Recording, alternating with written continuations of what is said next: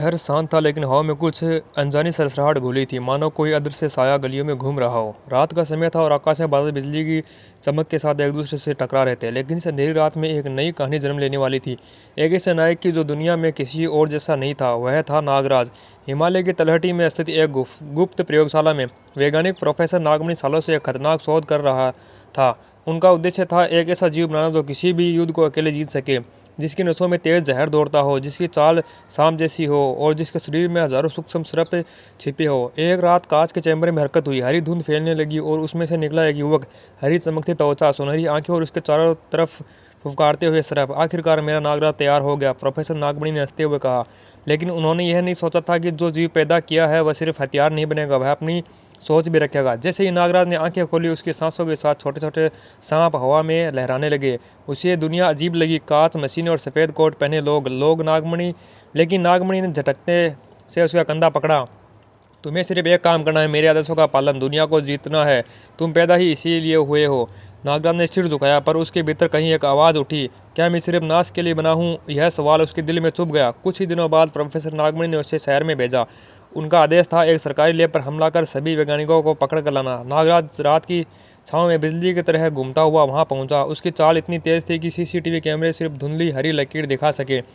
लेकिन जैसे ही उसने वैज्ञानिकों को देखा, उनमें से एक बूढ़ा आदमी डरते हुए बोला, बेटा तुम कोई अपराधी नहीं लगते, क्यों मारने आए हो? यह सुनकर नागराज का दिल कांप गया। अचानक उसके दिमाग में छुपी यादें चमकने लगी, बचपन की झलकें, हंसते हुए लोग और एक मंदिर के सामने उसे गोद में उठाए एक साधु। वह चौंका, क्या मैं यहाँ पैदा नहीं हुआ है? मेरा अतीत कुछ और है। प्रोफेसर नागमणि अपने कंट्रोल रूम में चीखा, नागराज हमला करो। लेकिन नागराज ने उसकी बात नहीं मानी। उसने वैज्ञानिकों की रक्षा की। यह नागमणि के लिए सबसे बड़ा धोखा था। नागराज भागते हुए जंगल में पहुंचा। वहां उसे एक वही साधु मिला जिसकी झलक उसे याद आई थी, बाबा गोरखनाथ। उन्होंने शांत मुस्कान के साथ कहा, नागराज तुम विध्वंस के लिए नहीं, रक्षा के लिए जन्मे हो। तुम्हारा बचपन चोरी कर लिया गया है। नागमणि ने तुम्हें अपहरण कर प्रयोग किया। नागराज की आंखों में आग भर उठी। तो मेरी असली पहचान क्या है? बाबा बोले, तुम नागों के देवदूत हो। तुम्हारे अंदर मौजूद हर सर्प तुम्हारा साथी है, हथियार नहीं। तुम्हारा उद्देश्य दुनिया की रक्षा करना है, विनाश नहीं। नागराज ने पहले बार अपनी भीतर की शक्ति को समझा और उसके चेहरे पर नई दृढ़ता उभरी। प्रोफेसर नागमणि क्रोधित हुआ। अपने रोबोटिक और जैविक योद्धाओं को लेकर जंगल में आ पहुंचा। मशीनों की आवाज़ और राक्षसी फुफकारों से पूरा वातावरण कांप उठा।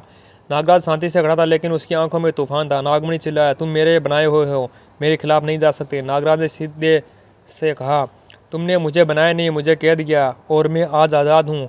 आसमान गरजा। नागराज का पूरा शरीर चमक उठा। उसके चारों ओर हजारों सर्प घूमने लगे। कुछ आग उगल रहे थे, कुछ जहर और कुछ हवा की तरह तेज थे। युद्ध शुरू हुआ। मशीनें टूटने लगी, राक्षसी प्राणी गिरने लगे। नागमणि का दहशत फैलाने वाला साम्राज्य कुछ ही मिनटों में ढह गया। आखिरकार नागमणि घुटनों के बल गिरा। नागराज मुझे मार डालो। नागराज ने सिर हिलाया, नहीं, मैं विनाश के लिए नहीं, रक्षा के लिए पैदा हुआ हूँ। यह कहते हुए उसने उसे अधिकारियों के हवाले कर दिया। एक नया रक्षक। लड़ाई खत्म हो चुकी थी। नागराज पहाड़ी की चोटी पर खड़ा शहर की ओर देख रहा था। हवा में स्वतंत्रता की खुशबू थी। बाबा गोरखनाथ उसके पास आए। अब तुम्हारा नया जन्म हुआ है नागराज, अब तुम इस दुनिया के रक्षक हो। नागराज ने आसमान की ओर देखा और मुस्कुराया, हाँ, अब मैं अपने नाम के योग्य काम करूंगा। और इस तरह एक नया सुपर हीरो का जन्म हुआ, नागों का राजा, दुनिया का रक्षक नागराज। ऐसी ही और कहानियाँ सुनने के लिए हमारी वीडियो को लाइक करें और चैनल को सब्सक्राइब करें।